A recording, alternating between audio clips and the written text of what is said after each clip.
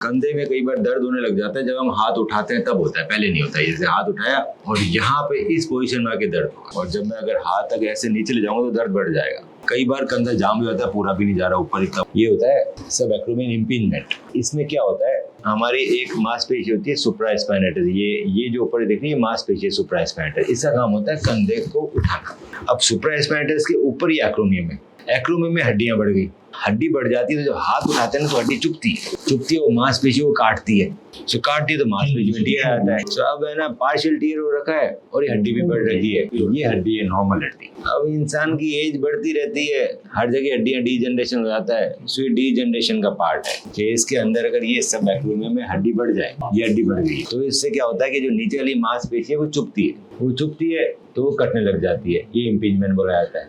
ये क्या करता है, हमारे इन्फ्लेमेशन करता है टेंडन से। छोटी सर्जरी है, पूरा बेहोश करके करते हैं, ओपन नहीं करते आजकल दूरबीन से करते हैं। ओपन होना बंद हो गई, पहले पुराने जमाने में ओपन होती थी, अब सब कुछ दूरबीन से होता है।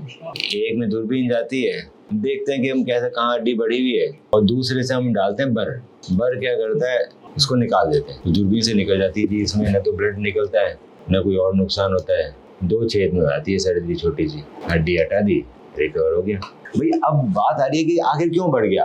मैं डॉक्टर, मैं तो जानता हूँ ना क्यों बढ़ गया। सो मैं कुछ तो ऐसा कर रहा हूँ ना, मेरे नहीं बढ़े, मेरी भी तो उम्र आएगी। सो ये बढ़ इसलिए गया बेटा, ये आपके लिए इंपॉर्टेंट है कि आखिर आप कैसे बचे इससे। सो हमें रोटेटर कफ की एक्सरसाइज करनी, तुम बचे रहेंगे। ये हम रोटेटर कफ कर ही नहीं रहे तो ये डेवलप हो जाएगा आज भी तो कल। सो हमने वो पहले करी नहीं तो अब हो गया, अब मैं घिस दूंगा इसे, वो आपकी हड्डी बढ़ी हुई है वो चली जाएगी, दर्द खत्म हो जाएगा, कंधा खुल जाएगा, फिट हो जाएंगे। फिर एक्सरसाइज नहीं करेंगे तो फिर बढ़ जाएगी। इसीलिए रिहेबिलिटेशन इंपॉर्टेंट है। आपको हम 6 महीने तक एक्सरसाइज सिखाएंगे, हर सप्ताह कॉल करके, हर सप्ताह हम आपको फोन करेंगे वीडियो कॉल पे, बीच में आप यहाँ आते रहना और एक्सरसाइजेस करते रहना। इसमें एक भी दिन का रेस्ट नहीं है। सर्जरी के बाद तुरंत एक्सरसाइज चालू करनी है। 2 छोटे से स्टिकर लगे रहेंगे, हटा देना, मालूम भी नहीं पड़ेगा कि आपकी सर्जरी हुई थी, बिल्कुल ही छोटा सा छेद होता है। स्टेप 1, आप अपनी MRI रिपोर्ट मुझे व्हाट्सएप करें।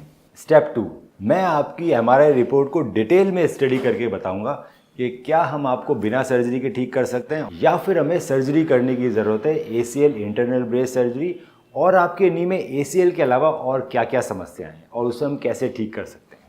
स्टेप 3, जब आप मुझसे मिलने आएंगे तो मैं आपके नी का डिटेल्ड फिजिकल एग्जामिनेशन करूँगा, आपकी फिल्म्स को डिटेल में देखा जाएगा और उसको देखते हुए आपसे ट्रीटमेंट ऑप्शंस डिस्कस किए जाएंगे। आपके जितने भी सवाल हैं उन सभी का मैं जवाब दूंगा। ACL इंटरनल ब्रेस सर्जरी की रिकवरी आप देख सकते हैं हमारे फेसबुक के ACL विनर ग्रुप में, और देख सकते हैं कैसे एथलीट्स 3 महीने के अंदर रनिंग चालू कर रहे हैं ACL इंटरनल ब्रेस सर्जरी के बाद। आज ही अपनी MRI रिपोर्ट हमें व्हाट्सएप करें।